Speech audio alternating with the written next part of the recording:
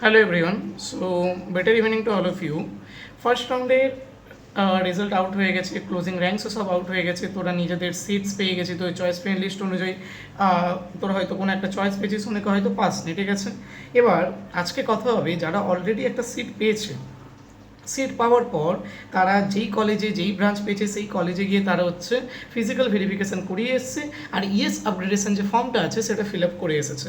তাদের জন্য next process কী, দেখ ভাই, ইয়েস আপগ্রেডেশন ফর্মটা ফিল আপ করে নিয়েছিস, তোদেরকে একটা অলরেডি স্লিপ দিয়ে দিয়েছে, একটা কম্পিউটার জেনারেটেড একটা স্লিপ দিয়েছে নিশ্চয়ই, ঠিক আছে। মানে একটা স্লিপ দিয়েছে, তারপরে মানে তোদের যখন ভেরিফিকেশান হয়ে গেছে, যখন সিট অ্যালটমেন্ট লেটার, তারপরে ক্লাস 10 12-এর marksheet, WBJEE admit card, WBJEE rank card, এগুলো যখন সাবমিট করার পর ভেরিফিকেশানের পর তোর যখন ইয়েস আপগ্রেডেশনে যখন ফর্মটা ফিল আপ করেছিলিস, ওই যে কলেজের যে অথরিটি আছে বা কলেজের যে ভেরিফিকেশন টিম আছে তারা তোকে একটা স্লিপ রিটার্ন করেছে, ঠিক আছে, যেটা হচ্ছে যার মধ্যে লেখা আছে যে তুই ইয়েস আপগ্রেডেশনের জন্য অপ্ট করেছিস, ঠিক আছে।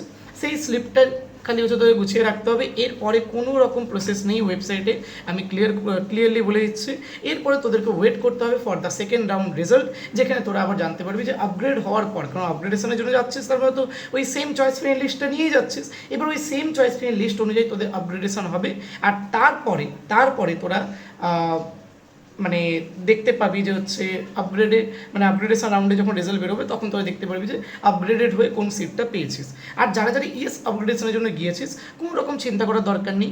যদি সেকেন্ড রাউন্ডে তোর ধরে নে কেউ 15 নম্বর চয়েসটা পেয়েছে, 15 নম্বরের উপরে যে চয়েস 1 থেকে 14-র মধ্যে যদি কোনো রকম চয়েস না আসে, তাহলে ওই 15 নম্বর চয়েসটা তোর কাছে আবার চলে আসবে, মানে ব্যাকআপে সিটটা থাকছে। এটা এখানে আমার বলা ছিল। তার মানে যারা ইয়েস আপগ্রেডেশনের জন্য অপ্ট করেছিস তাদের এখন আর কিছু করতে হবে না, ওই যে স্লিপটা পেয়েছিস ওটাকে গুছিয়ে রাখ, অ্যান্ড দেন তারপরে তোদের হচ্ছে সেকেন্ড রাউন্ডে যখন রেজাল্ট বেরোবে তখন তোরা রেজাল্টটা জানতে পারবি।